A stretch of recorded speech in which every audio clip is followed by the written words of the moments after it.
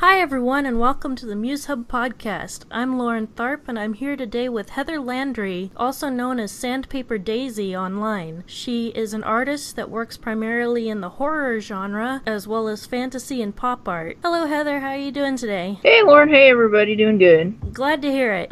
Would you mind telling the audience a little bit more about yourself and what you do? Yeah, no problem. I've basically been an artist my entire life, and recently I did full-time freelance art for a couple of years, and then I also got a professional art job with an actual company, and I continue to do my own fantasy horror freelance in addition to that now. What's the full-time job that you got?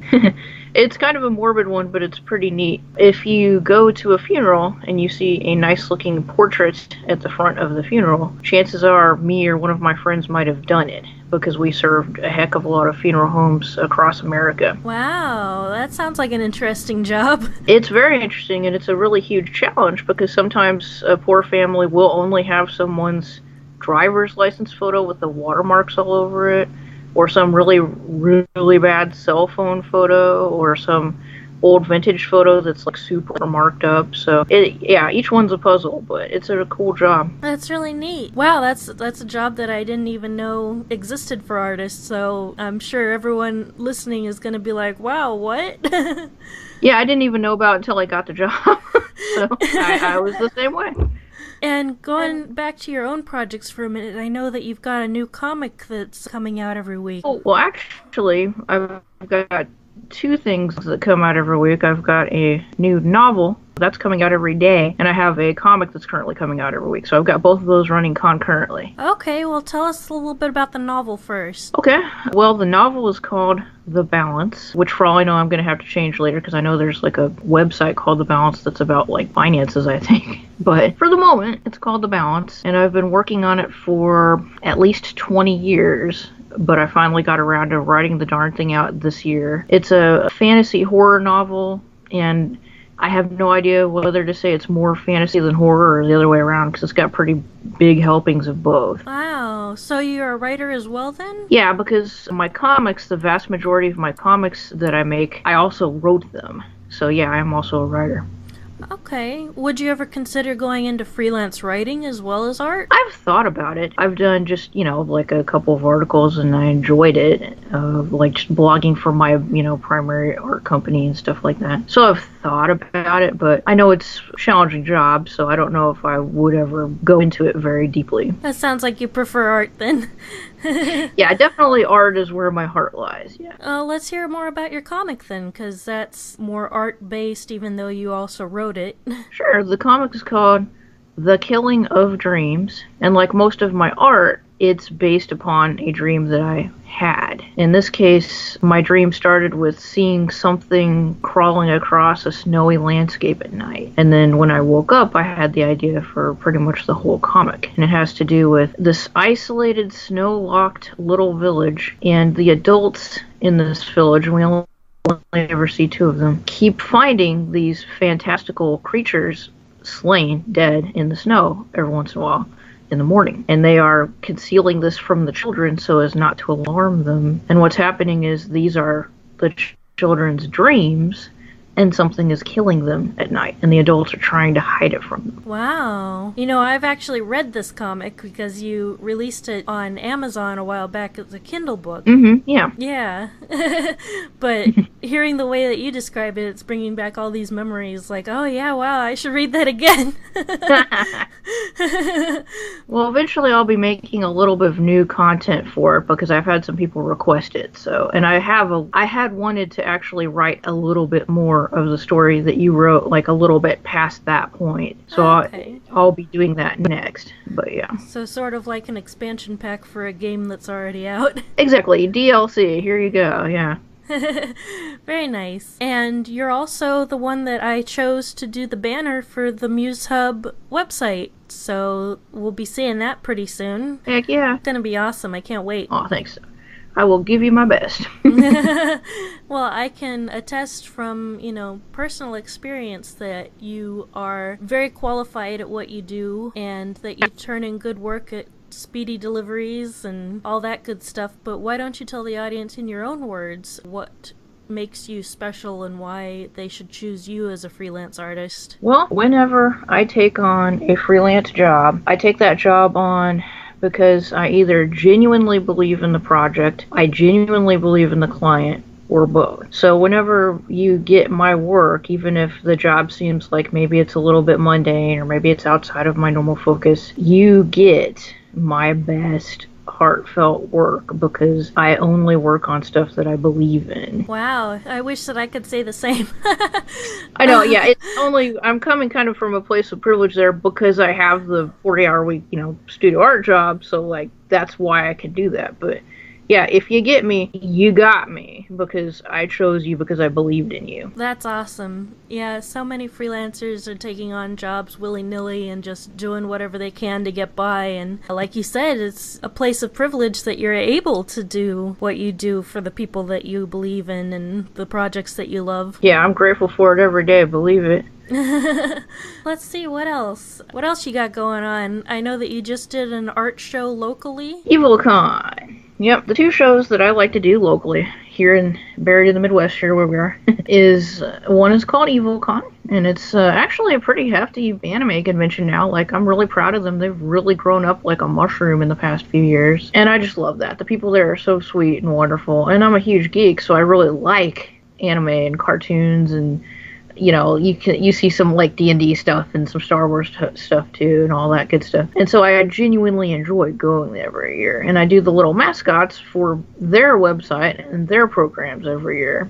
So I'm kind of a fixture there. And the other one that I really love doing is called Yart, which is coming up in a week or two. And it's portmanteau word for yard sale for art. And all of us local artists get together at a local nature place and all set up tables and just sell together fine art for a day. And I just love those two. I make sure to do them every single year. That's interesting. A lot of freelance artists depend on their online websites and whatnot to get work, but you're actually going out into the field. Which do you prefer?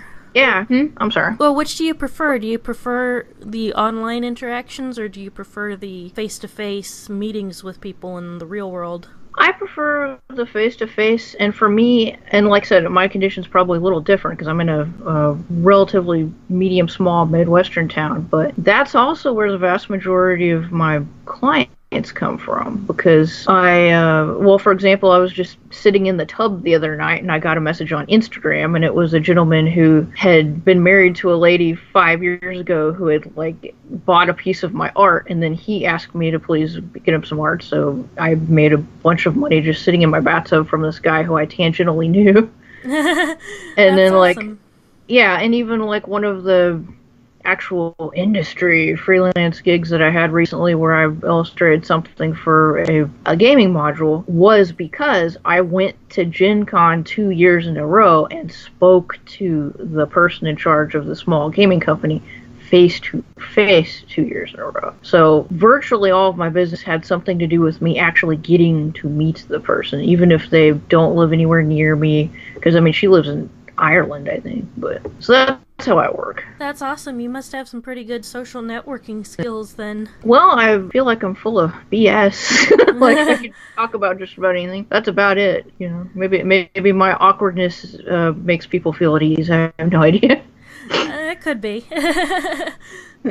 Yeah, I know that you've done not just your fantasy and horror and, your more niche stuff, but you've also done some commercial things as well. Like, I know you did a label for a beer company not too long ago. Ah, yes. Tin Man Brewery. That was fun. Cute little robot dude. Yeah. Yeah, so you've got quite a wide skill set that you can draw upon, where it's not just doom and gloom and horror and gore and all that stuff all the time. You can actually do like little cutesy things and sharp looking logos and all that good stuff as well. Like, what do you attribute that to? Well, I've always viewed all the dark things as basically having value because they offer a contrast for the light things. And it was some stupid phrase that I saw in a history book in like 3rd grade, but they were talking about how Thomas Jefferson was a bundle of contradictions. And that always really touched me because that was the moment that I realized that human beings can and should be multifaceted and embrace the fact that not only do they love puppies and kittens and rainbows, but they also have a dark side. And pretty much ever since then, I was totally fine with the fact that I had both of those, and I just pushed both of those as much as I wanted to. That's really awesome, because so many artists, have that dark side and want to express that dark side, but don't because they're afraid it'll be bad for business. Well, in my experience, because I've tried both, I tried being insincere and telling people what I thought they wanted to hear to make them happy and showing them the art that I thought that they wanted to see, and it failed miserably because the only thing that I've seen that consistently wins, at least for me, is sincerity. Is when I'm just, hey, this is me, this is what I'll do for you, take it or leave it. I'd love to work with you, but if you don't want it, that's totally fine, dude. Yeah, insincerity and trying to mask part of myself or hide part of myself did never work. So yeah, I hear you. I've gotten a lot further with transparency than I have with, a facade as well. Right, yeah. Well, do you have anything else that you'd like to share with us before I let you go? Well, I really like what you're doing. I think MuseHub's a really cool idea, so I really hope it takes off really big. Otherwise, I just appreciate you having me on and letting me talk about...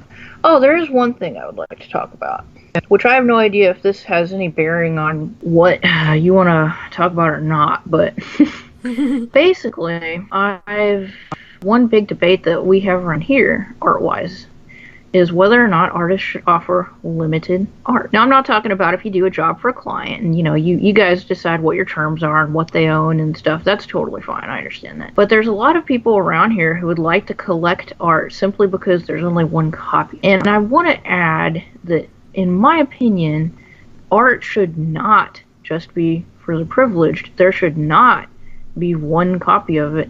And everybody who wants to have a piece of art, at least my art, should be able to have it.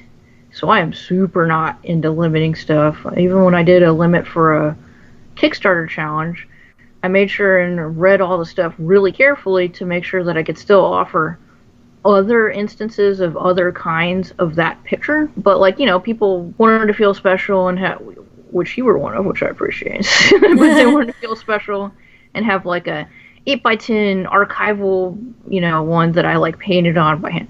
That's fine, make 50 of those, cool.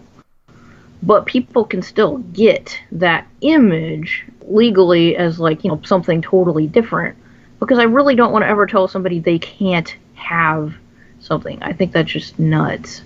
And the way that the digital age is now, I think it's really stupid to try to artificially limit art whenever art should be something that just flies from one computer to the next and is projected on buildings and can be seen from space. That's what art should be now. So thank you for letting me get on my soapbox about that for a second, but I just wanted to say that. That's fascinating. That's something, because my expertise lies in freelance writing and editing and all that stuff, and as much as I love art, I am not an artist myself, and so sometimes these issues don't come up for me. So you just blew my mind. That's something to think about for sure.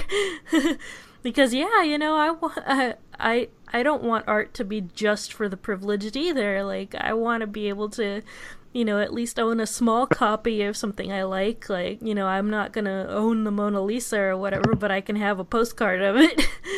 Yeah, and just think about it. If they made it so that nobody could even have a postcard of the Mona Lisa, okay, or print out the Mona Lisa from, on a shitty piece of, pardon my language, on a bad piece of photo paper, and, pin it up on their wall next to their computer or whatever. Whenever the initial copy of the Mona Lisa is destroyed by time, it's gone forever. Well, how selfish is that? That's ridiculous. Don't allow a piece of art to die forever just because you want it to increase in value. That's just crazy. So yeah, that's why I think it should be shared as much as possible. I don't want it to be valuable and die. I want it to live forever. Yeah, that's a great point. You're seriously blowing my mind here. No, yeah. Wow, that's something that I never even really thought about, but you are so right. Well, my goodness. Well, you know what? so that you can have debates about this with other people, why don't you share, your social media links and website link and any way that people can contact you to either buy your services or just have a artistic chat with you?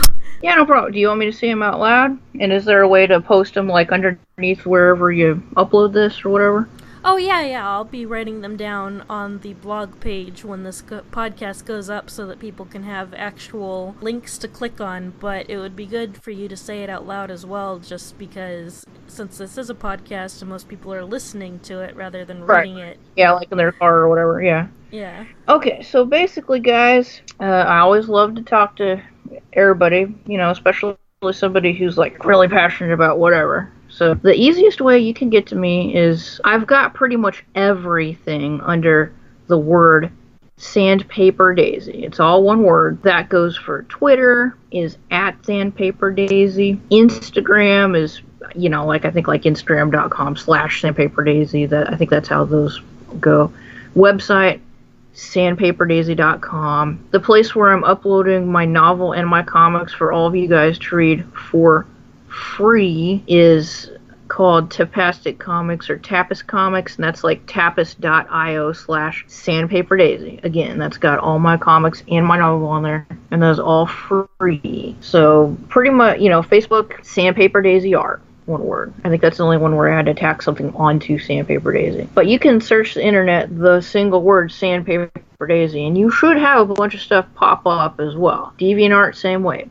SandpaperDaisy, Tumblr, SandpaperDaisy. So just, you should be able to find me for that. Let's talk about that for a second. Do you mind if we talk about what is SandpaperDaisy?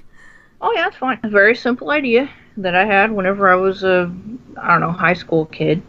It was like 95 or 92 or 90 or something when I had this idea, but basically just the idea of a little boy plucking the petals of a daisy and, saying she loves me not. But it's a sandpaper daisy, and so it's pricking his fingers a little bit and making him bleed a little bit. And the reason why it's a sandpaper daisy is because love is beautiful like a flower, best thing in life in my opinion, but love can also really tear you up. And that's basically just the idea behind it is, again, that duality. It's beautiful, but it can also be rough.